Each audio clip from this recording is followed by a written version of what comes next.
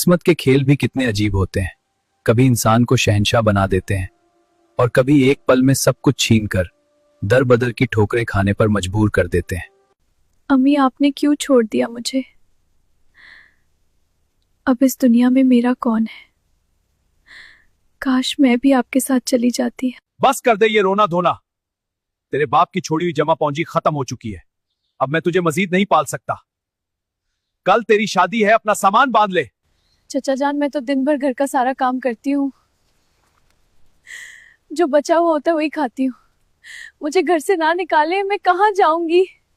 निकाल नहीं रहा बल्कि तेरा ठिकाना बना दिया है। अपनी किस्मत पर नाज करके तुझे इस घर से निजात मिल रही है। निकाह? पर चचा जान, किससे? वो सब तुझे कल पता चल जाएगा। बस चुपचाप तैयार हो जा, वरना इस दीवार से बाहर का रास्ता दिखा दूंगा, जहां कोई तेरी इज्जत का मुहाफिज नहीं होगा। जुल्म की इंतहा तो देखो। एक मासूम लड़की को उसकी मर्जी पूछे बगैर एक मरझाए हुए दरख्त के सहारे छोड़ा जा रहा था। पूरे गांव में सिर्फ बातें हो रही थी, किसी को इसकी परवाह नहीं थी। क्या खूबसूरत शादी है। शादी देखो तो चचा खुश हैं, दिल से खुश। लड़की किस्मत भी संभल जाएगी इंशाल्लाह। चचा बहुत अच्छे आदमी है, दूल्हा भी मुतमईन लग रहा है। हाय अल्लाह, ये चचा कितना बेरहम है। अपनी सगी भतीजी को 5 लाख के एवज एक ऐसे बूढ़े के हवाले कर दिया जिसके अपने पांव कब्र में लटके हैं। सनाए बाबा रहीम ने इसके चचा का सारा कर्जा उतारा है और इसे बड़ी रकम भी दी है। ज़ैनब बिनते मरहूम अहमद, क्या आपको ये निकाह कबूल है?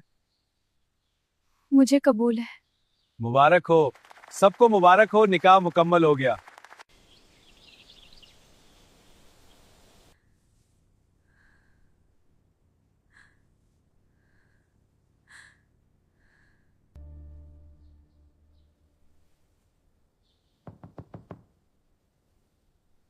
बाबा जी, खुदा के लिए मुझ पर रहम करे। मैं किसी को तकलीफ नहीं दूंगी, बस मुझे अकेला छोड़ दो। ज़ैनब, मैं जानता हूं तुम मुझे एक जालिम बूढ़ा समझ रही हो जिसने तुम्हारी मजबूरी का फायदा उठाया, लेकिन हकीकत वो नहीं जो दुनिया को नजर आती है। तुम्हारे चचा ने तुम्हारी जायदाद हड़प कर ली थी और तुम्हें एक ऐसे शख्स को बेच रहा था जो लड़कियों से जिस्म फरोशी करवाता था। तो फिर आपने मुझसे निकाह क्यों किया? ताकि तुम्हें कानूनी तहफ्फुज दे सकूं। अगर मैं तुम्हें वैसे ही अपने घर ले आता तो ये जालिम समाज तुम्हें जीने न देता। मैंने तुम्हारे चचा को रकम देकर तुम्हारी जान छुड़ाई है। आज से ये घर तुम्हारा है। तुम्हारा बाप मेरा बहुत अच्छा दोस्त था और यही मेरा फर्ज था कि मैं इसकी बेटी की हिफाजत करूं। मैं आपसे एक बात कहना चाहती हूँ। हाँ बताओ, क्या बात है? मैं अपनी पढ़ाई जारी रखना चाहती हूँ। मैं चाहती हूँ कि मैं पढ़ लिख कर एक बड़ी अफसर बनूं। बहुत अच्छा। मैं इन यतीम बच्चियों की मदद करना चाहती हूँ जिनके साथ बुरा सलूक किया जाता है। मैं चाहती हूँ कि कोई भी लड़की वो दर्द ना सहे जो मैंने सहा। तुम्हारा इरादा बहुत नीक है। कल ही मैं तुम्हारा लाहौर के सबसे अच्छे कॉलेज में दाखिला करवाता हूँ। तुम दिल लगाकर पढ़ो, बाकी फिक्र मुझ पर छोड़ दो। अच्छा सुनो, आज हमारे गांव से एक लड़की बड़ी अफसर बन गई है। देखो, इसकी तस्वीर भी अखबार में छपी है।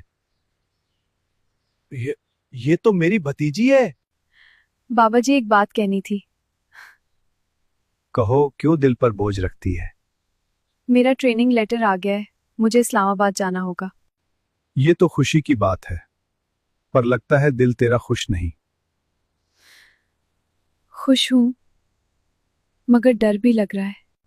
इस घर को आपको सब छोड़कर जाना आसान नहीं। परिंदे अगर घोंसला ना छोड़ें तो उड़ना नहीं सीखते। जा अल्लाह तेरे नसीब रोशन करे। मैडम, ये फाइल आज ही साइन होनी है। रख दीजिए, मैं देखती हूँ। वैसे नई पोस्टिंग के बावजूद आपने बहुत जल्द सब संभाल लिया। जिंदगी ने पहले ही बहुत कुछ सिखा दिया था। बीबी जी, मैं करीम बोल रहा हूँ। हाँ करीम चाचा, खैरियत? बाबा जी ठीक है ना? बीबी जी, बाबा जी अब हमारे दरमियान नहीं रहे। नहीं। आखिरी वक्त तक आपको याद करते रहे।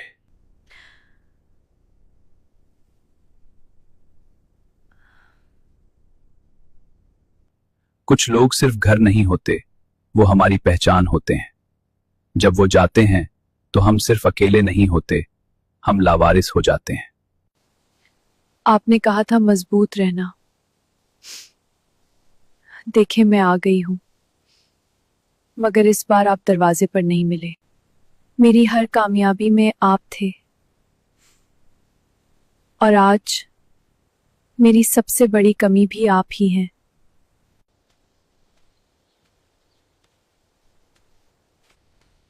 कुछ दे दो अल्लाह के नाम पर। चाचा,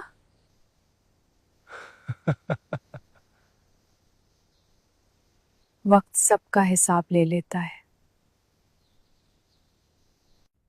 बाबा जी ने अपनी वसीयत में ये कोठी, जमीनें, सब कुछ आपके नाम किया है। रिश्ते खून से नहीं नीयत से बनते हैं, और कुछ लोग दुनिया से जाकर भी इंसान को तन्हा नहीं छोड़ते।